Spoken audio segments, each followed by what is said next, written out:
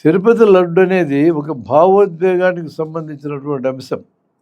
అంటే తిరుపతికి వెళ్ళే భక్తులు ఈ లడ్డు అనే ఈ ప్రసాదం తింటే పుణ్యం వస్తుందని, మేలు జరుగుతుందని, బాధలు పోతాయని, కోరుకున్న కోరికలు తీరుతాయని ఇలాంటి ఒక భావజాలం ఉంటుంది, నమ్మకం. ఈ మనోభావాలను పిలిచేయని నమ్మకాలనండి. నమ్మకానికి సంబంధించి శాస్త్రీయ ప్రపంచం ఏమనుకుంటుంది? నమ్మకాన్ని ప్రయోగానికి ముందు ఉంటున్నట్టుగా గుర్తిస్తారు. ప్రయోగం పూర్తయినాక నమ్మకం అనే మాట ఇక ఉండదు. ప్రయోగం ద్వారా ఏమైతే నిర్ధారణ అవుతుందో ఆ ఎంపిక చేసుకున్న అంశం, ఆ పరికల్పన లేదా ప్రతిపాదన లేదా నమ్మకము లేదా అభిప్రాయము, భావము ఏదన్నా కానీ అది పరీక్షకు తీసుకుంటే పరీక్షకు తీసుకున్నది తప్పని తేలొచ్చు, ఒప్పని తేలొచ్చు, సత్యమని తేలొచ్చు, అసత్యమని తేలొచ్చు. రెండు బలమైనవే. ఒకసారి సత్యమని తేలితే అది పర్మనెంట్, ఒకసారి అసత్యమని తేలితే అది కూడా పర్మనెంటే. అంటే మనిషిని బట్టి, ప్రాంతాన్ని బట్టి, కాలాన్ని బట్టి మారదు. ఈ రెండు కూడా మారవు. కాకపోతే ఒక విషయం మీద సత్యము ఉన్నది ఉన్నట్టు తెలిసే జ్ఞానం ఒకటే ఉంటుంది. అసత్యాలు ఒకటికి మించి ఉండే అవకాశం ఉంది. ఒకటే ఉండొచ్చు, అనేకం కూడా ఉండొచ్చు. అదే ప్రధానమైన తేడా రెంటికి. ఒకసారి అది సరే ఉందో తప్పో తేలిపోతే ఆడికి ఆ ఇష్యూ క్లోజ్ అయిపోద్దిగా. ఇంకా తేలలేదనుకోండి, భవిష్యత్తులో పరీక్షకు దాన్ని స్వీకరిస్తాం. ఇది సైంటిఫిక్ సర్కిల్స్లో జరిగే పద్ధతి. అది నమ్మకం అన్నాక ప్రయోగానికి ముందుంటుంది అన్నప్పుడు ఎవరికి ఏ నమ్మకం ఉన్నా మనం చేసేది ఏం లేదు, వాళ్ళ ఇష్టం. అది భారత రాజ్యాంగం కూడా నమ్మకాలని ప్రశ్నించడంలా. ఏ దేవుడి మీద నమ్మకం ఉంది, ఏ మతం మీద నమ్మకం ఉంది, ఏ ఆరాధన పద్ధతి మీద నమ్మకం ఉంది, ఎవరి ఇష్టం వాళ్ళదనైనా ఇది మా గొడవ కాదని చెప్పింది రాజ్యాంగం. అది మీ ఇష్టం వచ్చినటువంటి భావజాలు మీరు ఉంచుకోండి, అంటే మనోభావాలు మీరు ఉంచుకోండి. కానీ అదే సమయంలో భారత రాజ్యాంగం 51 ఆర్టికల్ హెచ్ కింద శాస్త్రీయ దృష్టి, జిజ్ఞాస, మానవతా దృష్టి, సంస్కరణ అభిలాషను పెంచుకోవటం మీకు ఆదర్శంగా ఉండాలని కూడా చెప్పింది. అంటే నువ్వు బయలుదేరేది ఎక్కడ? నీ మనోభావాల దగ్గర, నీ నమ్మకాల దగ్గర బయలుదేరతాం. చేరాల్సింది ఎక్కడికి? శాస్త్రీయ పద్ధతిలో తేల్చుకోగలిగే దగ్గరికి చేరాల. రెండూ చెప్పింది రాజ్యాంగం. ఇక్కడ బయలుదేరండి, ఇక్కడ ఉన్నారు మీరు. ఇప్పుడు మీరు ఇక్కడ ఉన్నదాన్ని గుర్తిస్తున్నాం, అక్కడికి చేరాలి. దేశం ముందుకు పోవాలంటే రెండు విషయాలని చాలా జాగ్రత్తగా చెప్పింది. అందుకని నమ్మకం అనే దగ్గర స్టార్ట్ అవుతాడు మనిషి.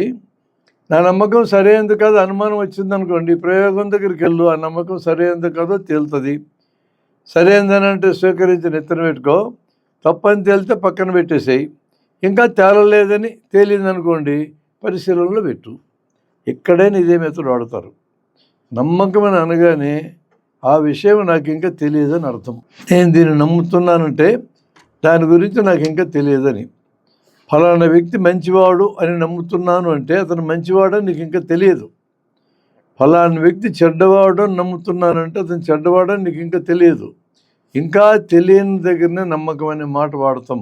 ఇది సాధారణంగా జనం చేసే పని. రెండవది, ఏ సోర్స్ నుంచి ఆ సమాచారం మన దగ్గరకు వచ్చిందో దాని మీద బలమైన గురి ఉంటుంది. ఈ రెండు ఉండాలి నమ్మకం అనే మాట వాడినప్పుడు. తెలియని విషయం అయి ఉండాలి, బలమైన గురి ఉండాలి. ఉంది కాబట్టి నెత్తన పెట్టుకుంటాం. అందుకని నమ్మకాలని పెరిసి అవి తప్పొప్పులనే దగ్గరికి సైన్స్ వెళ్ళదు. నమ్మకాన్ని పరీక్ష చేయని అడిగితేనే పరీక్షకు తీసుకుంటుంది.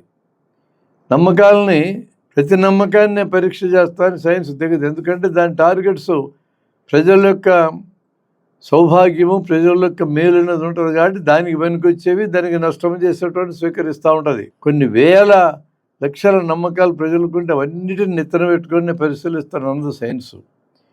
ఏ నమ్మకము పరీక్ష చేయాల్సిన అవసరం ఉందో, ఏ నమ్మకం ఇబ్బందులు ఉన్నాయో, ఏ నమ్మకము సరైనదని తేలితే ప్రజలకు ప్రయోజనం ఉందో అలాంటి వాటిని స్వీకరిస్తుంది. ఇక మూఢనమ్మకం అన్నాక ప్రయోగం పూర్తయింది, ఒక విషయం సత్యమో అసత్యమో తేలిపోయింది, లేదా ఇంకా తేలలేదు. ఇంకా తేలలేదనే దగ్గర నమ్మకమే ఉంటుంది. ఇక మూఢనమ్మకం మాట కూడా వాడడానికి లేదు. సత్యమని తేలినాక అసత్యమని నెత్తన పెట్టుకున్నా అసత్యమని తేలినాక సత్యమని నెత్తన పెట్టుకుని అప్పుడు మూఢనమ్మకం అంటాం. అందుకే కేటగారికల్గా జన విజ్ఞాన వేదిక మూఢనమ్మకాల గురించే మాట్లాడుతుంది, నమ్మకాల గురించి మాట్లాడదు. ప్రయోగానికి ముందుండే విషయాల గురించి మాట్లాడదు. దాని ప్రయోగానికి సేకరించినాక వచ్చే ఫలితం గురించి మాట్లాడుతుంది. కానీ ప్రయోగం పూర్తయి ఏదైతే తేలిందో దానికి వ్యతిరేకమైందని ఎత్తున పెట్టుకున్నప్పుడు దాన్ని మూఢనమ్మకం అంటాం కాబట్టి దాని గురించి మాట్లాడుతుంది. అందుకని జన విజ్ఞాన వేదిక కార్యకర్తలకు ఉండాల్సిన స్పష్టత ఏమంటే, జన విజ్ఞాన వేదిక ప్రజలకున్న నమ్మకాల మీద దెబ్బలాడడానికి వెళ్ళదు. ప్రజలకున్న మూఢనమ్మకాలు వదిలించుకొని చెప్పడానికి సిద్ధమవుతాం. ఇప్పుడు తిరుపతి లడ్డును అలా చూసినప్పుడు, తిరుపతి లడ్డు భగవంతుని ప్రసాదం, మేము భగవంతుని నమ్ముతున్నాం, ఈ ప్రసాదం తీసుకుంటే మాకు మేలు జరగద్దని మా మనోభావము లేదా మా నమ్మకం ప్రజలు అన్నాక దీని మీద మాట్లాడడానికి ఏం లేదు. అందులో కల్తీ ఉందనో గుడ్డుకోవ కలిసి ఉందనో, అది కలిసి ఉందని అనుమానం వచ్చినా, కలిసి ఉందని ప్రచారం జరిగినా ఈ తిరుపతి వెంకటేశ్వర స్వామి భక్తుల నమ్మకాలు దెబ్బతింటాయి, మనోభావాలు దెబ్బతింటాయి. అందుకని ఎవరైనా కల్తీ ఉందని మాట్లాడాలన్నా, ఫలానా దాంతో కల్తీ అయిందని మాట్లాడాలన్నా స్పష్టంగా నిరూపణ జరిగిన తర్వాత మాట్లాడితే దాన్ని రెమెడీ చేయొచ్చు. ఇంతవరకు ఒకవేళ తినుంటే ఏదో ప్రాయశ్చిత్తాలు చేసుకుంటారు.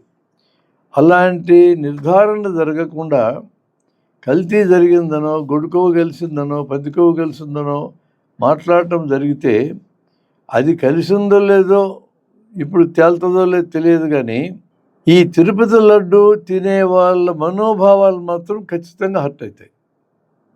ఇప్పుడు ఆ స్థితికి వచ్చింది మన రాష్ట్రంలో తిరుపతి లడ్డు వ్యవహారం. అది రాష్ట్రానికి పరిమితమై లేదు, ప్రపంచమంతా తిరుపతి లడ్లు తింటారు కదా జనం. వాళ్ళందరి యొక్క భావజాలం హర్ట్ అయ్యే పరిస్థితికి వచ్చింది.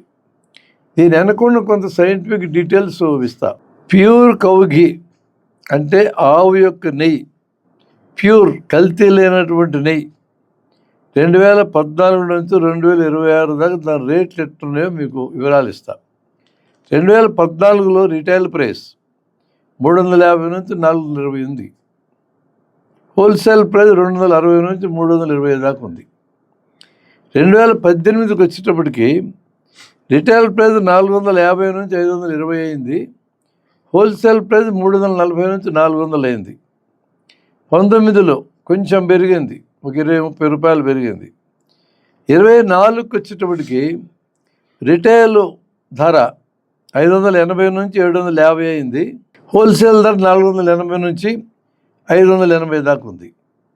2025 అంటే పోయిన సంవత్సరం రిటైల్ ధర 600 నుంచి 800 ఉంది. హోల్సేల్ ధర 450 నుంచి 600 ఉంది. మార్కెట్ ధరలు ఇవి. 26 అంటే ఇప్పుడు 620 నుంచి 850 రిటైల్ ధర, 480 నుంచి 650 హోల్సేల్ ధర. ఓపెన్ మార్కెట్లోనే ధరలు ఇవి. రిటైల్ బ్రాండ్ ప్రైసెస్ కూడా ఒకసారి చూడండి. అమూల్ కంపెనీ 580 నుంచి 620కి అమ్ముతుంది. పతంజలి కంపెనీ 520 నుంచి 560 దాకా అమ్ముతుంది.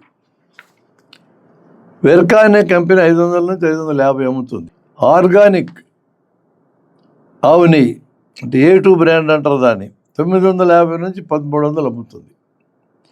హోల్సేల్ ప్రైజులు కొంచెం తక్కువ ఉన్నాయి ఈ రేట్ల కంటే. కానీ ఆర్గానిక్ నెయ్యి అని, ప్యూర్ ఆవు నెయ్యి అనేది 1300 దాకా ఉన్నది. కొన్ని చోట్ల 2000కు కూడా అమ్ముతున్నారు, రిటైల్గా అమ్ముతున్నారు. ఇది ఈరోజు ఆవు నెయ్యికున్న రేట్లు. ఈరోజు తిరుపతి తిరుమల దేవస్థానం వాళ్ళు టెండర్లకి పిలిచి ఆవు నెయ్యి కొటేషన్లు ఏమని కంపెనీలకి చెప్తున్నారు చూడండి.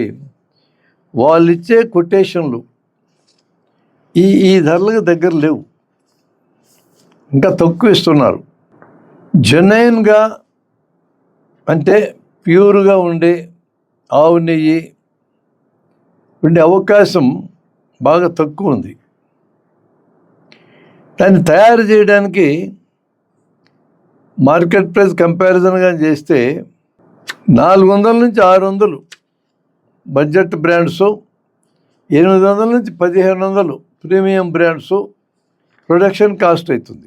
చీప్ గీ అంటే ఆవు నెయ్యి అనే పేరుతో చౌకగా నెయ్యిని ఎట్లా ఇవ్వగలుగుతున్నారు కొంతమంది ఇచ్చేవాళ్ళు అని అంటే, దీనికి అందుబాటులో ఉన్న సైంటిఫిక్ సమాచారం ఏంటంటే, పామాయిల్, వెజిటబుల్ ఆయిల్ లాంటివి మిక్స్ చేస్తే చౌక ఇవ్వగలరు.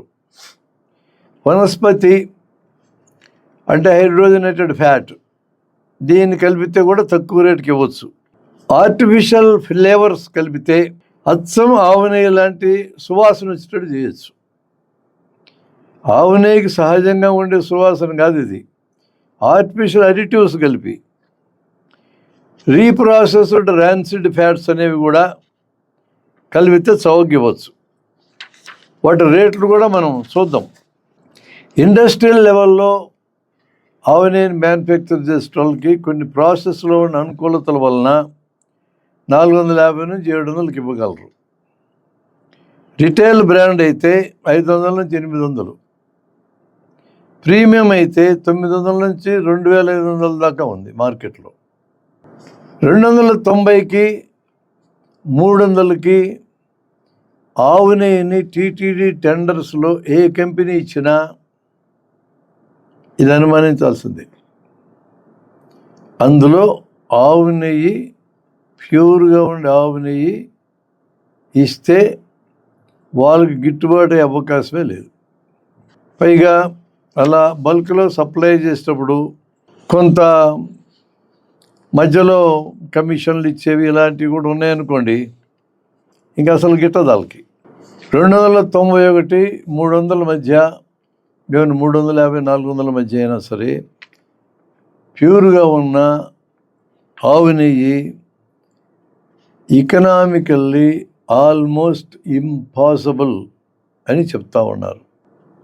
సబ్స్టాండర్డ్ లేదా అడల్టరేటెడ్ అంటే కల్తీ చేసినటువంటిది మాత్రమే టీటీడీకి ఇచ్చిన కొటేషన్స్ రేంజ్లో సప్లై చేయటం సాధ్యమవుతుంది. అవి ఎలా కొటేషన్లు ఇచ్చినారనేది కూడా మనం చూద్దాం. 2014-16 ప్రాంతంలో 350 నుంచి 420కి కిలో నెయ్యి నందిని డైరీ వాళ్ళు ఇచ్చారు కొటేషన్. అంటే కర్ణాటక మిల్క్ ఫెడరేషన్ వాళ్ళది నందిని నెయ్యి. అంటే హోల్సేల్గా లెక్కేసుకున్న కూడా ఆ రేటుకి ఇవ్వలేరు. 2016లో 400 నుంచి 450కి నందిని నెయ్యి ఇచ్చారు. 18లో 420 నుంచి 470కి నందిని. 19లో 291కి బోలేబాబా ఇచ్చాడు. 2020లో 300కి బోలేబాబా ఇచ్చారు.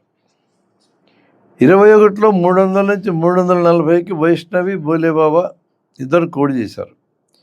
2022లో 300 కిలో వైష్ణవి కోడి చేసింది. 24లో 320 నుంచి 360 ఏఆర్ డైరీ కోడి చేసింది. 2025లో 360 నుంచి 420 నందిని వాళ్ళు ఇందాపూర్ వాళ్ళు కోడి చేశారు. నువ్వు ఏ సంవత్సరం లెక్క తీసుకున్నా 14 నుంచి 25 దాకా, 26 దాకా కూడా అనుకోండి, ఇప్పటిదాకా అనుకోండి, ఈ డైరీలు అది కర్ణాటక మిల్క్ ఫెడరేషన్, నందిని కానీ, బోలేబాబా, వైష్ణవి, ఏఆర్, ఇందాపూర్, ఎవరి పేరైనా చెప్పుకోండి, వీళ్ళు ఇస్తానని కోడి చేసిన రేటుకి ప్యూర్ స్వచ్ఛమైన ఆవు నెయ్యి ఇవ్వగలిగే అవకాశమే లేదు. మార్కెట్ ప్రైస్ అట్టు ఉన్నాయి. మిల్క్ ఎకనామిక్స్, తిరుమల దేవస్థానం వల్ల టెండర్స్ని కంపేర్ చేసి చూశారు. 2014లో నెయ్యి తయారు చేయడానికి ఖర్చు, 1 కిలో తయారు చేయడానికి 1150 నుంచి 1200 అయిద్దని లెక్కేశారు. ఆ టైంలో టీటీడీ వాళ్ళ ప్రైస్ 350 నుంచి 420 కోడి చేశారు. ప్రొడక్షన్ కాస్టే 1000 పైన అవుతుంది, కానీ 350 నుంచి 420కి ఇస్తామన్నారు. 2018లో ప్రొడక్షన్ కాస్ట్ 1150 ఉంది, 420 నుంచి 470 కోడి చేశారు. 19లో ప్రొడక్షన్ కాస్ట్, ఉత్పత్తి ఖర్చు 1200 నుంచి 1350 ఉంది, 291కి కోడి చేశారు. 24కి వచ్చేటప్పటికి 1 కిలో ఆవు నెయ్యి ఉత్పత్తి ఖర్చు 1500 నుంచి 1800 అయింది. 330కి టీటీడీ కోడ్ చేశారు. 25లో 1600 నుంచి 1900 ప్రొడక్షన్ కాస్ట్ ఉంది. కోడ్ చేసిన 360 నుంచి 400. ఈ లెక్క తీసిన ఎట్లా గిట్టుబాటు అవుతుంది వీళ్ళకి? ఆ రేటుకి రా మిల్క్ కాస్టే 1000 పైన అవుతుంది. అట్లాంటప్పుడు 290కి 300 ఎట్టి ఇవ్వగలుగుతున్నారు. ఇండస్ట్రియల్గా నెయ్యి తయారు చేసేటోళ్ళు బల్క్లో క్రీమ్ సెపరేషన్ అనే ప్రాసెస్తో చేస్తే కొంత ఖర్చు తగ్గుతుంది.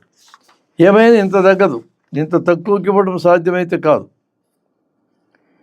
అంటే ఎకనామిక్ గ్యాప్ చాలా ఎక్కువ ఉంది ప్రొడక్షన్ కాస్ట్కి, సప్లై చేస్తామన్న కాస్ట్కి.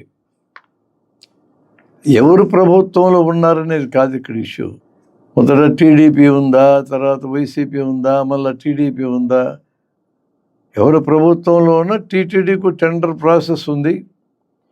టెండర్ ప్రాసెస్లో జనరల్గా అవలంబించే పద్ధతి ఏంటంటే, మేము ఒక క్వాలిటీ స్టాండర్డ్ పెట్టుకుంటాం, ఈ స్టాండర్డ్కి ఎవరు తక్కువకి ఇస్తే వాళ్ళని అప్రూవ్ చేస్తూ ఉంటాం.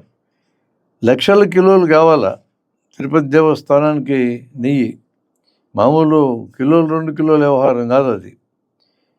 కొన్ని స్టాండర్డ్స్ పెట్టుకుంటారు కాబట్టి ఆ స్టాండర్డ్స్తో వాళ్ళ ల్యాబ్లో పరీక్ష చేసుకుంటారు. ఆ స్టాండర్డ్స్ కూడా అందకపోతే రిజెక్ట్ చేస్తారు. ఇది వాళ్ళు అవలంబిస్తున్న పద్ధతి. వాళ్ళు ఏ స్టాండర్డ్స్ పాటించినా ఆ టీటీడీ బోర్డు ఏ పార్టీ నాయకత్వంలో ఉన్నా, ఇప్పుడు నా దగ్గర ఉన్న డేటా ఏం చెప్తుందంటే, స్వచ్ఛమైన ఆవు నెయ్యి ప్రొడక్షన్కి తిరుమల తిరుపతి దేవస్థానం వాళ్ళకి 1 కిలో నెయ్యి ఏ రేట్లో సప్లై చేస్తామని ఈ కంపెనీలు చెప్తున్నాయో దానికి పోలికే లేదు. ఈవెన్ టుడే ఈరోజు కూడా ఎంత రేట్ ఇస్తామని చెప్పినా కూడా స్వచ్ఛమైన ఆవు నెయ్యి ఇవ్వగలిగే అవకాశమే లేదనేది అర్థమవుతుంది. జంతువుకు సంగతి మళ్ళా చూద్దాం. జంతువుకు గొడవ ఈ మధ్య కదా వచ్చింది. కానీ టెండర్లు తక్కువ టెండర్లు వేసి టెండర్ దక్కించుకొని లక్షల కిలోలు నెయ్యి సప్లై చేయటం చాలా కాలం జరుగుతుందిగా. దాదాపు దశాబ్దం పైనుంచి రేట్లు మన దగ్గర ఉన్నాయిగా. మరి ఏ కాలం రేట్లు లెక్కేసినా కూడా ఆవు పాల నుంచి నెయ్యి తయారు చేయడానికి అయ్యే ఖర్చుకి టీటీడీకి నెయ్యి సప్లై చేస్తామని కంపెనీలు చెప్తున్న రేటుకి పోలికే లేదు. అంటే ఈవెన్ టుడే ఎంత గందరగోళాల మధ్య కూడా ప్యూర్ ఘీ, స్వచ్ఛమైన నెయ్యి తిరుపతి తిరుమల దేవస్థానానికి సప్లై చేయబడడం లేదు అనేది బయటకు వస్తుంది. 3 పాసిబిలిటీస్ ఉన్నాయి. ప్యూర్గా ఇవ్వగలిగే అవకాశం లేదు, అంటే చౌకగా ఉండే ఆయిల్స్తో కల్తీ చేయాలా. ఒకవేళ ఆ రేటుకి కంపెనీలు ఇస్తామని ఒప్పుకుంటే నష్టానికి ఇస్తున్నట్టు నమోదవుతుంది. నష్టానికి ఎందుకు ఇస్తాయి ఏ కంపెనీనా? నష్టానికి ఇస్తుందనంటే అంతకంటే మించిన లాభం మరి ఏదో రూపంలో టీటీడీ నుంచి వస్తుందని ఎక్స్పెక్ట్ అన్నా చేయాలి, లేదా అందులో చౌకగా ఉండే పామాయిల్ లాంటివి కలపడానే కలపాల. ఇంక వేరే మార్గం లేదు.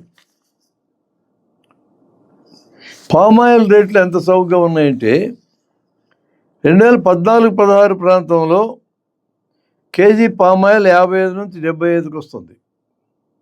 19లో 55 నుంచి 75 అదే రేటు ఉంది. 23లో 85 నుంచి 110, 24-26 ప్రాంతంలో 90 నుంచి 120. పామాయిల్కు ఉన్న ప్రత్యేకత ఏమంటే చాలా సులభంగా నెయ్యిలో కలిసిపోద్ది. దాన్ని విడిగా పామాయిల్ అని గుర్తుపట్టడానికి వీలు ఉండదు. నెయ్యి యొక్క సువాసనను కలిపేసినాం అనుకోండి, అది నెయ్యిలాగా పలుకులుగా కనపడటం కానీ, కూల్ ప్లేస్లో పెడితే గడ్డగట్టడం, అన్ని లక్షణాలు యాజ్ ఇట్ ఈజ్ నెయ్యిలాగా ఉంటాయి. ఒక్క విషయం మాత్రం స్పష్టం, ఇన్నేళ్ల పాటు స్వచ్ఛమైన ఆవు నెయ్యితో తయారైన లడ్లు మాత్రమే తింటున్నాం అనుకునే భక్తులకి స్వచ్ఛమైన ఆవు నెయ్యితో లడ్లు ఇవ్వబడడం లేదు. వెజిటబుల్ ఆయిల్స్, పామ్ ఆయిల్ లాంటి వాటితో మిక్స్ అయినటువంటి లడ్లే ఇవ్వబడుతున్నాయి. ఈవెన్ టుడే జరుగుతుంది అది. ఈ విషయం ఇప్పటికి ఉన్న డేటాను బట్టి స్పష్టమవుతుంది.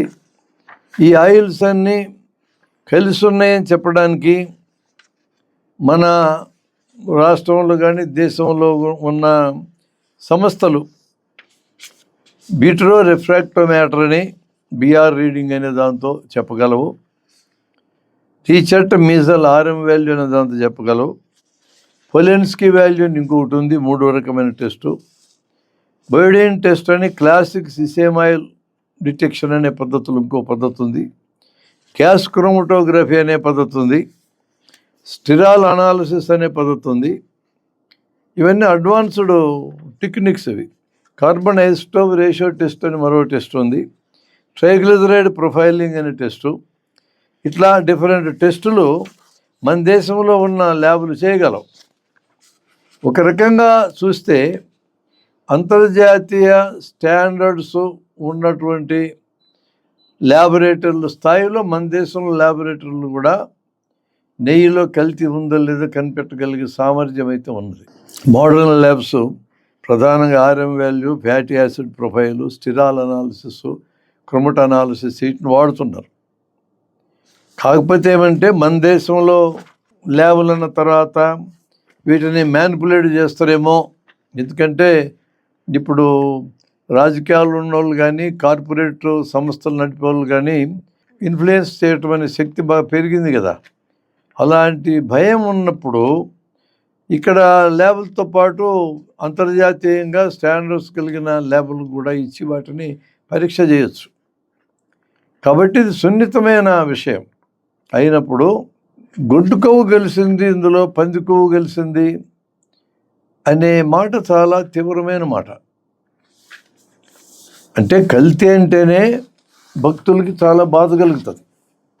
పామాయిల్కి వెళ్తేనే బాధ కలుగుతుంది, వనస్పతికి వెళ్తేనే బాధ కలుగుతుంది, సువాసన కలగడానికి కెమికల్స్ కలిపారన్న కూడా బాధ కలుగుతుంది. ఆ బాధ ఒక పక్క ఉండగానే గుడ్డు కొవ్వు కలిసింది, పంది కొవ్వు కలిసింది, చేప నూనె కలిసిందని అంటే అవి విడిగా జనం తింటారు, కానీ దేవుని ప్రసాదములు అవన్నీ కలవడం అనే దాన్ని భరించలేరు. అది వెజిటేరియన్ ఫుడ్ కింద లెక్క. లడ్డు అంటే వెజిటేరియన్ ఫుడ్, దాంట్లో నాన్ వెజిటేరియన్ మెటీరియల్స్ కలిసినాయి అంటే చాలా బాధ కలుగుతుంది. అందుకనే మనము ఏం చూడాలంటే అలాంటి ప్రకటన చేయబోయే ముందు కల్తీ అనే ప్రకటన చేయాలన్నా, గుడ్డు కొవ్వు లాంటి తీవ్రమైన పదం వాడే ప్రకటన చేయాలన్నా మంత్రులైనా పరిపాలించే ఏ పెద్దలైనా స్పష్టంగా నిర్ధారణ చేసుకున్న తర్వాత, నిర్ధారణ చేసుకోవడం అంటే ప్రయోగపూర్వకంగా ల్యాబ్లో టెస్టులకి ఇచ్చి ఒక్క ల్యాబ్కి టెస్ట్ ఇవ్వటం కాదు, అనేక ల్యాబుల్లో చేయించి తీవ్రమైన విషయం కదా. అవసరమైతే అంతర్జాతీయ సంస్థల సహాయం తీసుకొని ఖచ్చితంగా ఇందులో గుడ్డు కొవ్వు గెలిచింది, పంది కొవ్వు గెలిచింది అని నిర్ధారణతో చెప్పగలిగే స్థాయి రిపోర్టులు చేతికి వచ్చిన తర్వాత ఇది ఒక స్టెప్. అప్పుడు మాత్రమే ఇది కల్తీ గెలిచింది అని తేల్చవచ్చు. ఇప్పుడు ఇంకా కల్తీకి బాధ్యులు వాళ్ళు పట్టుకొని విచారణ చేసుకోవచ్చు, దానికి ఎవరికి అభ్యంతరం ఏం లేదు. కల్తీ జరిగిందా లేదని మాట్లాడేటప్పుడు నిర్ధారణ చేసుకోకుండా మాట్లాడడం ప్రమాదకరమైన సంకేతం అవుతుంది అనేది మనం భావించవచ్చు. ఇప్పుడు బోలేబాబా ఇది ఒక డైరీ. ఈ డైరీ సప్లై చేసినటువంటి ట్యాంకర్లు 4 ట్యాంకర్లు సబ్ స్టాండర్డ్గా ఉన్నాయి. అంటే టీటీడీ వాళ్ళు ఎంపిక చేసుకున్న స్టాండర్డ్స్ కూడా లేదని, సబ్ స్టాండర్డ్ అంటే వాటిని వెనక్కి తిప్పి పంపిస్తే కొద్ది రోజుల తర్వాత వైష్ణవి డైరీ అనే పేరుతో అదే ట్యాంకర్లు లోపలికి వచ్చినాయనేది ఈ వార్త బయటకు వచ్చింది. ఇక్కడ ఒక పెద్ద ఎథికల్ క్వశ్చన్ ఉంది. ఆ ట్యాంకర్లోంచి నెయ్యి శాంపుల్ తీసుకున్నారు, అది సబ్ స్టాండర్డ్ కల్తీ అనేది ల్యాబులు ఇచ్చిన రిపోర్ట్. అంటే ఈ ట్యాంకర్లు టీటీడీ వాళ్ళే సబ్ స్టాండర్డ్గా ఉన్నాయని చెప్పి వెనక్కి పంపించిన వాటిల్లోంచి శాంపుల్ తీసుకుంటే ప్రయోజనం ఏముంది? లోపలికి వెళ్ళి వాడుకున్న దాంట్లో కదా శాంపుల్ తీసుకోవాలా, వెనక పంపించేస్తున్నారు కదా, వాడలేదు కదా అని అర్థం వస్తుంది. అయితే అదే ట్యాంకర్లు లోపలికి అనుమతించినారంటే ఏమర్థం వస్తుంది? 2 పాసిబిలిటీస్ ఉంటాయి. అది మొదటే వెనక్కి పంపించినప్పుడే ట్యాంకర్లో నెయ్యి స్వచ్ఛమైన నెయ్యి అంటే టీటీడీ స్టాండర్డ్స్ ఉందని అనుకుని అలా ఉంది కాబట్టి రెండోసారి లోపలికి పంపించారని అర్థం వస్తుంది. అలాంటప్పుడు ఆ నెయ్యిని సబ్స్టాండర్డ్ అని కల్తీని అనకూడదు, ఇక టీటీడీ స్టాండర్డ్స్తో అనకూడదు. ఒకవేళ ఆ ట్యాంకర్ల నెయ్యి కల్తీదే అని నిరూపణ జరిగితే వాటిని లోపలికి అనుమతించినారు తర్వాతనంటే కల్తీనే అనుమతించినట్టు అర్థం వస్తుంది. కాబట్టి అది కల్తీదైనా కల్తీది కాకపోయినా 2 రకాలుగా ఇబ్బంది సబ్జెక్ట్ అయింది. కల్తీది అయ్యి ఉంటే లోపలికెట్ట పంపినారని ఒక చర్చ ఉంది. కల్తీది కాదని మీరంటే అది కల్తీదని ముందు ఎట్లా మాట్లాడినారు? ఈ క్వశ్చన్కి ఆన్సర్ రాదు. తర్వాత దీని మీద మన రాష్ట్ర ప్రభుత్వం స్పెషల్ ఇన్వెస్టిగేటివ్ టీం వేసినారు. ఇప్పుడు రాజకీయం చాలా వేడెక్కున్న పరిస్థితుల్లో మన రాష్ట్రం ఉంది. ప్రజల సమస్యల కంటే కూడా ప్రత్యర్థుల్ని ఎలా మట్టి గర్పించాలనే దాంట్లో ప్రధానమైన పార్టీలు సీరియస్గా ఎంగేజ్ అయి ఉన్న ఈ తరుణంలో సిట్టు వేస్తే నిష్పాక్షికంగా పనిచేస్తా లేదా అనే అనుమానం వచ్చినప్పుడు అధికారులు లేని పార్టీ సుప్రీంకోర్టుకి వెళ్ళింది. సుప్రీంకోర్టు ఈ సమస్యని పరిశీలించి మీ సిట్టు కాదులేబ్బా మేము సిబిఐకి ఇస్తాంలే ఈ సబ్జెక్ట్ అన్నారు. అప్పుడు సిబిఐ మరొక సిట్ వేసింది. రాష్ట్ర ప్రభుత్వ అధికారులని సెంట్రల్ అధికారిని కలిపి ఇంకొక సిట్ వేసింది. వేసిన తర్వాత వాళ్ళు పరీక్ష చేసి ఈ మధ్యనే ఇందులో గొడ్డు కొవ్వు పంది కొవ్వు కలిసిన ఆనవాళ్ళు లేవు అన్నారు. వాళ్ళ వరకు అన్నారు. కల్తీ లేదని అనలే. ఎట్లా అనగలరు? అనలేరు. ఎందుకంటే ఇప్పుడు నేను ఇచ్చిన లెక్కంతా చూస్తే పామాయిల్ అంటే ఆయిల్లో ఇప్పుడేంది 14 నుంచి కలుపుతానే ఉన్నారనేది బయటపడ్డది కదా. అన్ని ప్రభుత్వాల కాలంలో కూడా టీటీడీ వాళ్ళకి సప్లై చేసిన నెయ్యి సబ్స్టాండర్డ్ నెయ్యి, గొడ్డు కొవ్వు పంది కొవ్వు లాంటివి కాదు. కానీ వెజిటబుల్ ఆయిల్స్ చౌకగా ఉండే పామలిన్ ఆయిల్ లాంటివి కలుపుతున్నారనే దాని మీద ఈ డేటా చూస్తే బయటపడుతుంది. కాబట్టి కల్తీలు ఉన్నాయన్నారు వాళ్ళు. కల్తీలు ఉన్నాయి, అసలు నెయ్యే కాదు, అది నెయ్యిలాగా కనపడేటట్టు చేసినారనేది కూడా సిబిఐ సిట్టు చెప్పిందంటుంది. ఇప్పుడు దాని మీదనే ప్రొసీడ్ కావాలన్నా ప్రభుత్వం ప్రొసీడ్ కావచ్చు. ప్రొసీడ్ అయితే ఎక్కడ దాకా పోతుంది తీగలాగితే? ఇప్పుడు సప్లై చేస్తున్నారు, ఈ ప్రభుత్వం నెత్తికి వస్తుంది. పోయిన ప్రభుత్వం అప్పుడు సప్లై చేశారు, వాళ్ళ నెత్తికి వస్తుంది. అంతకుముందు వీళ్ళే పరిపాలన ఉన్నారు, వాళ్ళ నెత్తికి కూడా వస్తుంది. అంటే అప్పటి టీడీపీ, వైసీపీ, ఇప్పటి టీడీపీ ముగ్గురి కాలంలో కూడా పామాయిల్ లాంటి ఆయిల్ కలిపితేనే ఆ సౌఖ్యం ఇవ్వగలిగినారని బయటకు వస్తుంది. ఇంకెవరిని పట్టుకుంటారు? ఇక పట్టుకున్న వాళ్ళు పట్టుకోబడే వాళ్ళు అందరూ ఒకటే కేటగిరీకి వచ్చేసినారు కదా. కావాలని చేసినారని కాదు, కంపెనీలు కావాలని చేసినాయి. లేకపోతే ఆ రేటుకు వాళ్ళు నెయ్యి ఎట్లా సప్లై చేస్తారు? ఖచ్చితంగా వెజిటబుల్ ఆయిల్స్తో కలిపేసినారనేది నిర్బంధంగా తేలిపోయింది, అందులో ఏం డౌట్ లేదు. అన్ని ప్రభుత్వాల కాలంలో జరుగుతూ ఉంది. ఇంకెవరిని పట్టుకుని ఎవరు తిడతారు? పంది కొవ్వు గొడ్డు కొవ్వు కలిస్తే పట్టుకోవచ్చు, ఇది కొత్త ఎడిషన్ కాబట్టి. అవి కలపలేదని సిబిఐ చెప్పిన తర్వాత ఆ ఇష్యూ పక్కా పోయింది. అది పక్కకు పోయి కల్తీనేది ఉంది. ఇప్పుడు ఎక్కువ రేటుకి హిందాపూర్లు సప్లై చేస్తున్నారు, 658 రేటుకి. అంత రేటుకి సప్లై చేసినా కూడా పాత తరహాలో ఉండే నెయ్యే ఎక్కువ రేటుకి సప్లై చేస్తున్నామనే అనుమానాన్ని తీర్చాల. అది తీర్చాలంటే ఒకటే మార్గం, మళ్ళీ ల్యాబ్ దగ్గరికి వెళ్ళాల్సింది. సైంటిఫిక్ స్క్రూటినీ దేనికైనా. ఇప్పుడు ఎక్కువ రేటుకి హిందాపూర్ కంపెనీ సప్లై చేస్తున్నటువంటి నెయ్యిని కూడా మళ్ళీ శాంపుల్స్ తీసుకొని సిబిఐ వాళ్ళు ఎట్లయితే ఎంక్వైరీ చేసినారో ల్యాబ్కి ఇచ్చి పరీక్ష చేయించినారో మళ్ళీ పరీక్ష చేయిస్తే ఇది ప్యూర్ గీనా అంటే స్వచ్ఛమైన ఆవు నెయ్యినా, లేకపోతే పాతకాలంలో సప్లై చేసినట్టు వెజిటబుల్ ఆయిల్తో మిక్సప్ అయిన నెయ్యినా, దాన్ని ఎక్కువ రేటుగా అమ్ముకుంటున్నారా అనేది బయటపడుతుంది.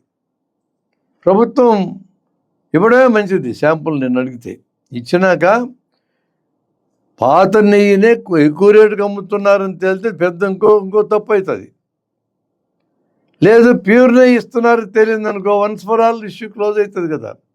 కానీ అక్కడితో కూడా క్లోజ్ కాదు. ఎందుకంటే ప్యూర్ నెయ్యి అయినా సరే మార్కెట్ రేట్ అది కాదు, మార్కెట్లో ఎక్కువ రేటు ఉంది. ప్యూర్ నెయ్యి ఆ రేటు కూడా ఇవ్వగలిగే అవకాశం లేదు. ఎంతో కొంత కల్తీ కలపాల్సిందే, అదేందో బయటకు వస్తుంది. అప్పుడు ఫైనల్గా స్వామివారి భక్తులు ఏం నిర్ణయానికి రావాలా? తక్కువ రేటుకి కోడి చేసిన వాడికి టెండర్ ఇచ్చేది ఏందయ్యా? మాకు స్వచ్ఛమైన నెయ్యితో లడ్డు కావాలంటే రేటు పెంచుకోండి, స్వచ్ఛమైన నెయ్యి ఇప్పించండి లడ్డులు, ఈ కల్తీల నెయ్యిలతో మాకెందుకు లడ్లు అనే దగ్గరికి వెంకటేశ్వర స్వామి భక్తులు వెళ్ళాలి. వేరే మార్గం లేదు. ఇక అలా వెళ్తే ఇప్పటిదాకా వెజిటబుల్ ఆయిల్ కల్తీలతో తింటానున్నారు, ఇప్పుడు కూడా తింటానున్నారు, ఇక ముందు కూడా అట్లే చేస్తారు. ఈ టెండర్లు గొడవ కానీ పెట్టుకుంటే బయట దేశాల్లో ఎక్కడైనా టెండర్లు బాటోడు ఏం చేస్తారంటే ఒక వస్తువుకి టెండర్ పిలిచేటప్పుడు దాని ప్రొడక్షన్ కాస్ట్ ఎంత చూస్తారు. ప్రొడక్షన్ కాస్ట్ చూసి దానికి తగ్గకుండానే టెండర్ వేయాలి. ఇప్పుడు నీకు టెండర్లో ఎవరు తక్కువ వేస్తారో చూసుకోవాలా, మినిమం కాస్ట్కి లెక్కేసినాక. ఇప్పుడు ఆ గొడవే లేకుండా మన దగ్గర ఎవడు తక్కువకి ఇస్తారంటే తీసేసుకోవడమే. ఈ విషయము కాంట్రాక్టర్ల దగ్గర ప్రాజెక్టులు కట్టేటప్పుడు కూడా అట్లే అవలంబిస్తున్నారు గవర్నమెంట్ వాళ్ళు. మినిమం ప్రొడక్షన్ కాస్ట్ తీసుకోవాలి, ఆ పైన నువ్వు 100 అడిగినవా, ఎక్స్ట్రా 200 అడిగినవా, 50 అడిగినవా, నీ మార్జిన్ తగ్గించుకొని సప్లై చేయడానికి సిద్ధంగా ఉన్నవా లేదనేది అడగాలి తప్ప మనము అసలు ప్రొడక్షన్ కాస్త సంబంధం లేకుండా ఎవడు తక్కువ కోడి చేస్తే ఆడికి ఇస్తానంటే ఏమి ఇస్తారు? ఇట్లే ఇస్తారు, మరి పామాయిల్ కలిపిస్తారు. కాబట్టి స్వామివారి భక్తులు మనోభావాలు దెబ్బతినకుండా ఉండాలంటే వాళ్ళు అడగాల్సింది ఇవన్నీ పక్కన పెట్టండియా, మాకు స్వచ్ఛమైన ఆవు నెయ్యితో తయారైన లడ్లే మాకు కావాలా, ఎక్కువ రేట్ అయితే ఆ రేటుకే కొనండి మీరు నెయ్యిని, మాకు లడ్లు రేట్ పెంచండి. ఇంత కష్టపడి ఇంత ఖర్చు పెట్టుకొని ఛార్జీలు పెట్టుకొని కొండకొచ్చేటోళ్ళమి, సర్వదర్శనానికి లేదా విశేష దర్శనానికి గంటలు క్యూలో నిలబడడానికి సిద్ధమైన వాళ్ళమి, మా నమ్మకాన్ని ఆ విధంగా మేము ప్రకటించుకోవడానికి వచ్చినటువంటి వాళ్ళు లడ్డు కాస్త ఎక్కువ రేటు పెడితే ఎందుకు కొనుక్కోము? అదే లడ్డును ఆహారంలాగా తినే కాదు కదా, అది ఇంత తిని తలకద్దుకొని నమస్కారం పెట్టుకొని పుణ్యం వస్తుందని భావించేటటువంటి పదార్థం కదా. కొంచెమే తింటాంలే, ప్యూర్ నెయ్యితోనే చేసింది ఇవ్వండి అని మాత్రమే వెంకటేశ్వర స్వామి గారి భక్తులకి ముందు అడగాల్సిన అవసరం ఉంటుంది అనేది నేను భావిస్తున్నాను. ఇంకొక అంశం ఏంటంటే ల్యాబొరేటరీలో రిపోర్ట్ ఇచ్చేటప్పుడు కల్తీ జరిగింది దీంతో అని ఇస్తే అది క్లోజ్. జరిగి ఉండే అవకాశం ఉంది, జరిగి ఉండొచ్చు, ఉండకపోవచ్చు, జరిగి ఉండే పాసిబిలిటీని తోసిపుచ్చలేమో. ఈ విధంగా స్టేట్మెంట్ ఇచ్చినప్పుడు అవేవి జరిగిందని చెప్పడానికి పనికొచ్చే స్టేట్మెంట్లు కావు. కల్తీ జరిగింది దీంతో ఇంత మోతాదు అని ఇస్తేనే ఆ స్టేట్మెంట్కి వ్యాలిడిటీ ఉంటుంది తప్ప ఈ అటు ఇటు కాకుండా ప్రాబబులు, పాసిబుల్ అని ఇచ్చే స్టేట్మెంట్లు ల్యాబులు ఇస్తే వాటికి విలువ ఉండదు. ఇది కూడా మనం గుర్తించాలి. చాలాసార్లు అట్లా ఇస్తూ ఉంటాయి ల్యాబొరేటరీలు. అంటే వాళ్ళకున్న పరీక్ష చేసే విధానాలతో అంత స్పష్టంగా ఇవ్వలేని పద్ధతి ఉంటే అది వేరు, కానీ అలాంటి విధానాలు స్పష్టంగా ఉన్నప్పుడు వాళ్ళు యాంబిగ్వస్గా అటు ఇటు కాకుండా రిపోర్ట్లు ఇవ్వడం కరెక్ట్ కాదు. దానివల్ల కన్ఫ్యూజన్ మరింత పెంచిన వాళ్ళు అవుతారు. దానికి తోడు ఈ మధ్య కొత్త సమస్య మరొకటి తీసుకొచ్చిన్నారు. ఆ బోలేబాబా డైరీ లాంటి వాళ్ళు యంత్రాలు, నెయ్యి తయారు చేసే యంత్రాలు అంటే జిడ్డు పడతాయి కదా, ఈ జిడ్డు వదిలించుకోవడానికి డిటర్జెంట్స్ తెచ్చుకుంటారు. డిటర్జెంట్స్ తెచ్చుకుంటే వాళ్ళ బిల్లులో డిటర్జెంట్ బిల్లు కూడా ఉంది. ఈ డిటర్జెంట్ అంటే లెటిన్లు గడిగే యాసిడ్లు, హార్పిక్ లాంటివి కూడా లడ్డులో కలిపినారనే ఒక వాదన బయటకు వచ్చింది. ఆ డిటర్జెంట్లు క్లీన్ చేయడానికి వాడతారు, లడ్డులో కలపడానికి ఎందుకు వాడతారు? మనం మార్కెట్కి వెళ్ళి అనేక సామాన్లు కొనుక్కొచ్చుకుంటే వాటితో పాటు హార్పిక్ ఒకటి, లెటిన్ యాసిడ్ ఒకటి కొనుక్కొచ్చుకుంటే అదే తినడానికి తెచ్చుకోగా, తాగడానికి తెచ్చుకోగా, క్లీన్ చేసుకోవడానికి తెచ్చుకుంటాం. వాళ్ళు కూడా అట్టే తెచ్చుకొని ఉంటారు. లడ్డులో అట్లా కానీ పురుగు మందులు లాంటివి కలిపితేనో యాసిడ్ లాంటివి కలిపితేనో మరి అది తాగినటువంటి వాళ్ళకి రోగాలు రావాలిగా. మరి ఎంతమందికి అట్లా రోగాలు వచ్చినాయి అనేది రికార్డు ఉండాలిగా. అది అది తాగారని మాట్లాడటానికి చాలా బాధ్యతతో కూడుకున్న మాట. అది సునాయాసంగా అనకూడదు ఆ మాట. కల్తీ గెలిపినారనే మాట వాడినంత ఈజీగా, సరే గుడ్డుకోవు గెలిపినారనేది కూడా అంత తేలిగ్గా వాడకూడదు. అంతకంటే ఘోరమైంది లెటిన్ యాసిడ్ గెలిపినారనేది వాడకూడదు. అక్కడ ఆగలేదు ఈ వాదన. లెటిన్ యాసిడ్ కలిపినటువంటిది తిన్నారు కాబట్టి మీకు నపుంసకత్వం వస్తుంది, వంధ్యత్వం వస్తుందని కూడా మాట్లాడినారు. అంటే రోజు ఆహారంలాగా అన్నంలాగా లడ్లు తింటే వస్తుందేమో చెప్పలేము, కానీ లడ్లు తెచ్చుకునేదే నెలకో 2 నెలలకో తెచ్చుకుంటాం. ఇంత ముక్క తిన్న పుణ్యం వస్తుంది, ఇంత ముక్క తిన్న పుణ్యం వస్తుంది. అంత ముక్క తిని సరిపుచ్చుకునేటటువంటి వాళ్ళకి ఆ ఒక్క ముక్కతోనే నపుంసకత్వము వంధ్యత్వం వస్తాయా? నపుంసకత్వం అంటే ఇంపార్టెన్స్, వంధ్యత్వం అంటే స్టెరిలిటీ, పిల్లలు పుట్టరు అన్నమాట. ఇక్కడేమో సంసారానికి వెనుకిరారని ఇంతలా మాట అన్న తర్వాత మరి లడ్డు తిన్న మగవాళ్ళందరికీ బాధ ఏదో, వాళ్ళు భక్తులైనప్పటికి కూడా నపుంసకత్వం వస్తుంది మీకు అని అంటే బాధేస్తుంది కదా. దీంతో మరీ జనిత్కి వెళ్ళిపోయింది ఈ లడ్డు వ్యవహారం అనేది. రాజకీయపరమైన పద్ధతిలో ఒక పార్టీని మరో పార్టీ కార్నర్ చేయటం అవన్నీ మనం అర్థం చేసుకోవచ్చు. ఎందుకంటే రాజకీయాలు ఉండేటోళ్ళు తప్పనిసరిగా చేస్తారు. లడ్డు యొక్క ప్యూరిటీ తేల్చాల్సింది రాజకీయ నాయకులు కాదు. ఇది ఫస్ట్ మనం గుర్తించాలి. లడ్డు యొక్క ప్యూరిటీ కానీ లడ్డు యొక్క కల్తీ స్టేటస్ కానీ తేల్చాల్సింది సైంటిఫిక్ ఇన్స్టిట్యూషన్స్ మాత్రమే. ఇప్పటి వరకు మనకున్న డేటా వెజిటబుల్ ఆయిల్స్ చీప్గా ఉండే వాటితో కలిపి మాత్రమే నెయ్యి సప్లై చేయబడుతుంది. మొదటి నుంచి ఇప్పటిదాకా తక్కువ రేటుకి టెండర్ కావాలనే పేరుతో దిగినందుకు వచ్చినటువంటి ఇబ్బంది ఇది. ప్యూర్ ఘీ అనేది పని కట్టుకొని ఇక ముందు వర్కౌట్ చేస్తేనే వస్తుంది, లేకపోతే రాదు. అది ఇంక ఎవరు గెలిపారనే దాంట్లోకి వెళ్ళడం వృధా నన్ను అడిగితే. ఇప్పటిదాకా వెజిటబుల్ ఆయిల్స్తో కల్తీ చేసి తిన్నారు, ఇంకా అయిపోయింది, తిన్నారు, అరిగిపోయింది. ఇప్పుడేం తేలదది. ఇక ముందు సప్లై చేసేదంటే నిర్ణయం తీసుకోవచ్చు. అలా నిర్ణయం తీసుకోవాలి. పైగా ఇప్పుడు తీసుకున్న శాంపుల్స్తో అప్పుడెప్పుడో సప్లై చేసిన నెయ్యి ఇదేలాగా ఉంటుంది అనేది కూడా కోర్టులో నిలబడదు. ఏ ఎవిడెన్స్తో మీరు మాట్లాడుతున్నారని అడిగారు అనుకోండి, అప్పటి లడ్లు అప్పటి నెయ్యి శాంపుల్స్ పట్టుకొచ్చి పరీక్ష చేయాల్సింది. ఏమి చేసినా బయటకు వచ్చేది వెజిటబుల్ ఆయిల్స్ కలిసినే వస్తుంది. అది ఎప్పటి ఎత్తుకున్నా కూడా అదే వస్తుంది. కాబట్టి ఆ రకమైన పరిశీలనలోకి వెళ్ళడం నా వరకు నాకు మాత్రం అనవసరమైన ఎక్సర్సైజ్ అదంతా. ఇక ఆ సబ్జెక్ట్ని పక్కన పెట్టి ప్యూర్ ఘీతో స్వచ్ఛమైన ఆవు నెయ్యితో జనానికి లడ్లు ఇవ్వాలంటే ఏం చేయాలని ఆలోచించడం మంచిది. ల్యాబొరేటరీలు ఎంతవరకు తేల్చగలవు? ఆ లడ్డులో ఆ నెయ్యిలో కల్తీ ఉందా లేదా చెప్పగలవు. కల్తీ ఎవరు చేశారో చెప్పలేవు. ఫారెన్సిక్ సైన్స్ కూడా ఓ హత్య జరిగితే హత్య జరిగిందని చెప్పగలదు. ఏ ఆయుధంతో జరిగింది, అక్కడ పెట్టిన ఆయుధం దాంతో జరిగే అవకాశం ఉందా లేదా ఇంతవరకు చెప్పగలదు, కానీ ఆయుధాన్ని ఎవడు వాడాడు, ఎలా వాడాడు అనే దాన్ని చెప్పలేవు. మనుషుల్ని ఫిక్స్ చేయలేవు. Science cannot fix that. ఇక్కడ ల్యాబొరేటరీలు కూడా సబ్స్టాండర్డ్ నెయ్యే కాదో చెప్తాయి. ఎవరు గెలిపారో తెలుసుకోవాల్సింది ఇన్వెస్టిగేటింగ్ టీమ్స్ అండ్ ఆఫీసర్సే. ఎవరి పీరియడ్లో జరిగింది, ఎవరు గెలిపారు, కలిపితే వాళ్ళని బుక్ చేసుకోండి, కేసులు పెట్టుకోండి, నడుపుకోండి, ఎవరు దాన్నేమి కాదనరు కదా. ఈ ఇష్యూ పోయిన సంవత్సరం 2024లోనే, పోయిన సంవత్సరం కాదు ఇంకా ముందే, ఒక ల్యాబ్లో ఇచ్చిన ఒక యాంబిగ్వస్ రిపోర్ట్ ఆధారంగా మన ముఖ్యమంత్రి గారు రైజ్ చేశారు.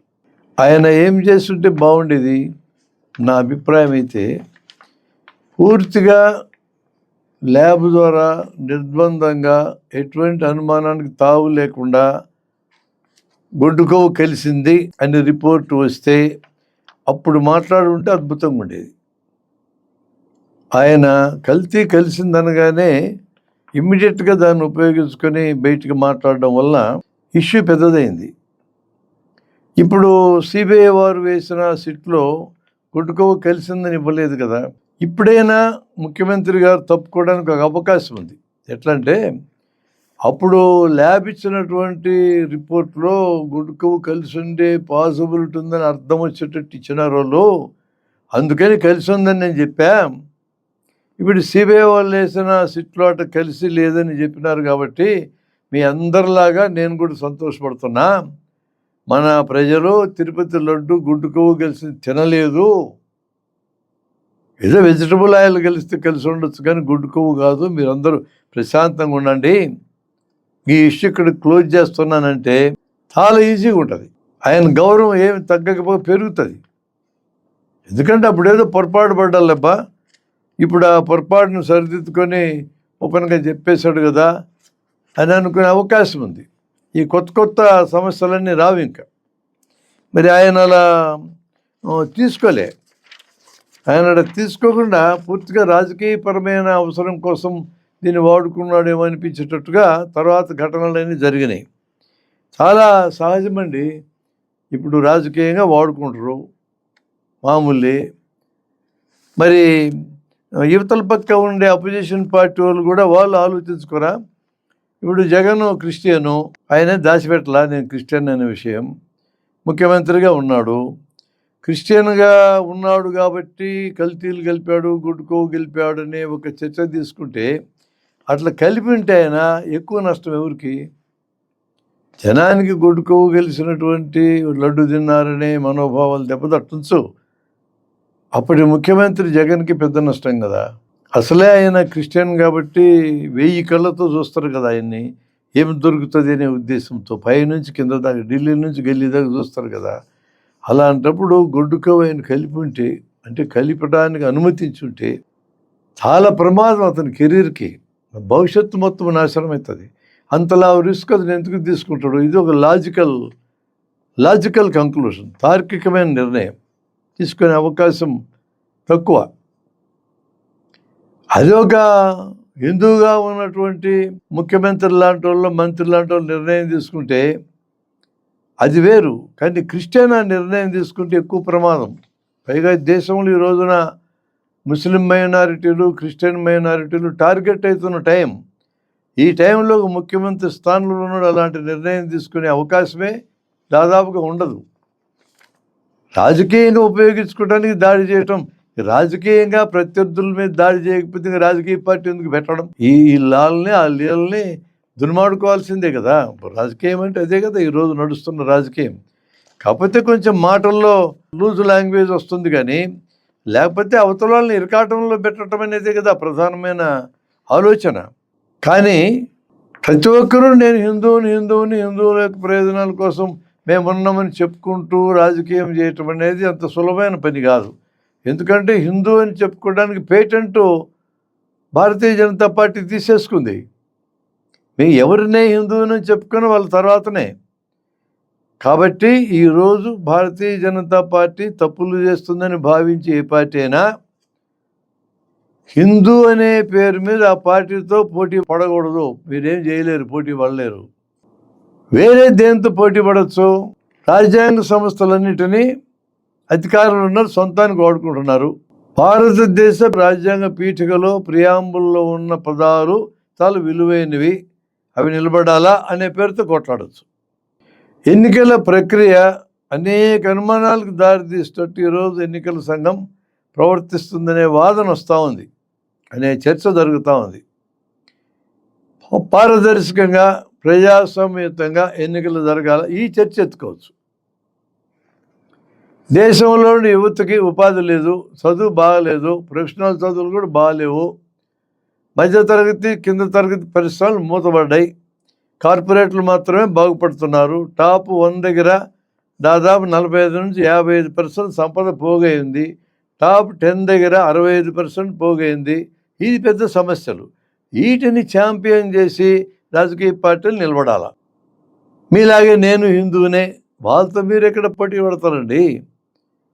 పైగా భారతీయ జనతా పార్టీకి ఉన్న ట్రాక్ రికార్డు మనం చూస్తే వాళ్ళు చాలా సమానత్వం అద్భుతంగా పాటించేటోళ్ళు. శత్రువులను మిత్రులను ఒకే రకంగా చూస్తారు. శత్రువైనా తనకు ఉపయోగపడాలా, మిత్రుడైనా తనకు ఉపయోగపడాలా. శత్రువు అయితే ఈడీని, ఐటీని, సిబిఐని రెచ్చగొట్టి వాళ్ళని లోపలేయడానికి ప్రయత్నం చేస్తారు. వాళ్ళ పార్టీలు జరగానే కేసులన్నీ ఆగిపోతాయి. శత్రువుని అట్ట దారికి తెచ్చుకోవడానికి ట్రై చేస్తారు. మిత్రత్వం నెరపినటువంటి వాళ్ళు కూడా సోదిలోకి లేకుండా పోయినారు విచిత్రంగా. అస్సాంలో ఆస్ పార్టీ కనపడదు. కాశ్మీర్లో పీడీపీ పార్టీ వాళ్ళతో స్నేహం చేశారు, అయిపోయినారు. పంజాబ్లో అకాలీదళ్ లేదు, కనపడదు. బీహార్లో నితీష్ 2వ స్థానానికి వెళ్ళిపోయినాడు చాలా రోజుల నాడే. ఒకప్పుడు మొదటి స్థానంలో ఉండేవాళ్ళు.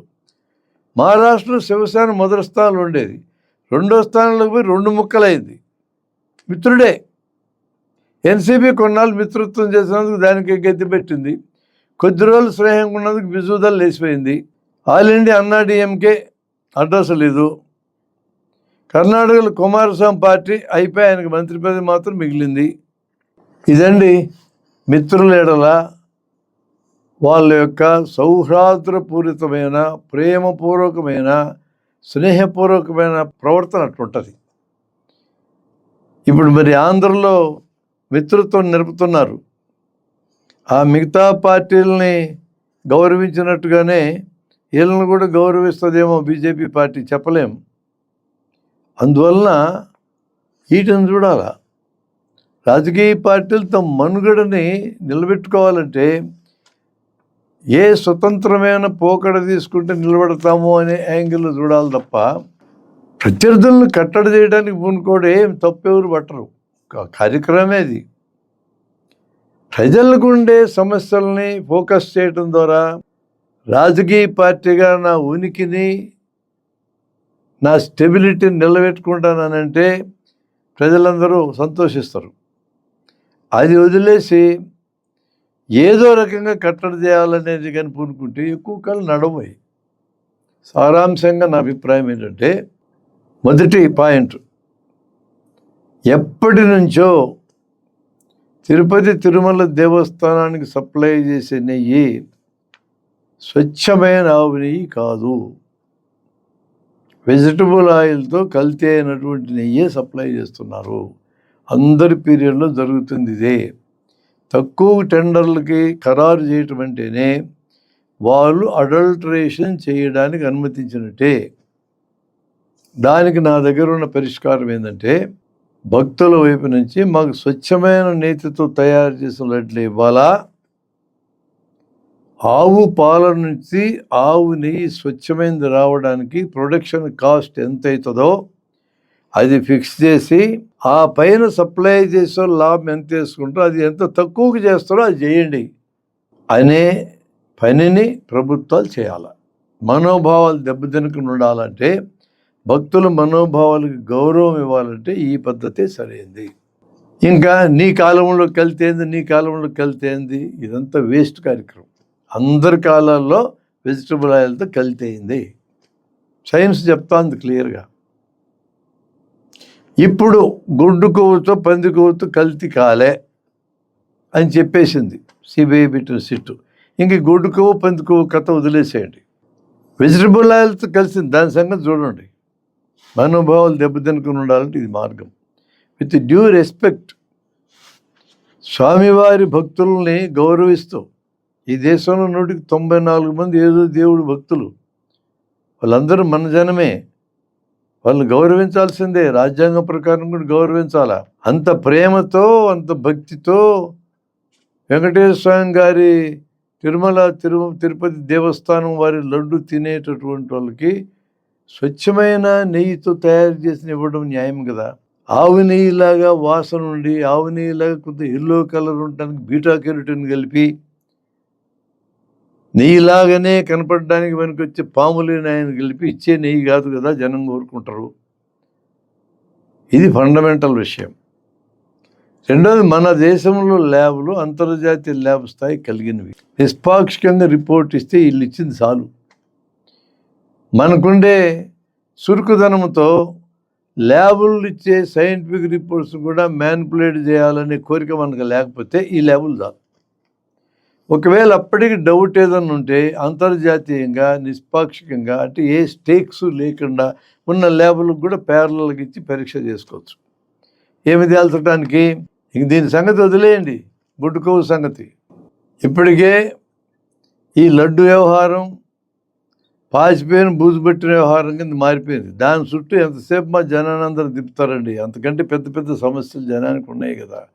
వాటి గురించి మాట్లాడడం అనేది అధికారంలో ఉన్న వాళ్ళకి అపోజిషన్లో ఉన్న వాళ్ళకి నా సూచన. ఆంధ్రప్రదేశ్ జనాన్ని గౌరవించి ఆ సబ్జెక్ట్ పక్కన పెట్టి స్వచ్ఛమైన ఆవునీతి తయారైన లడ్లు ఎట్లా వస్తాయో ఆలోచించండి అనేది నా సూచన. ఈ కేసులు కోర్టులో నిలవో, అది కోర్టులో ఎన్నేళ్ళకైనా తేలొచ్చు, కానీ పార్టీలకి కోర్టులో తేలేదాకా ఓపిక ఉండదు. ఇప్పటికిప్పటికి ప్రయోజనాలు జరగాలని కోరుకుంటారు కదా. రాజకీయంగా మీ వ్యూహాలు మీరు వేసుకోండి, ఎవరికి అభ్యంతరాలు ఏం లేవు. ప్రజల సమస్యలు పట్టించుకోమని మేము కోరుతున్నాం. అది సారాంశంగా నేను చెప్పదలుచుకుంది.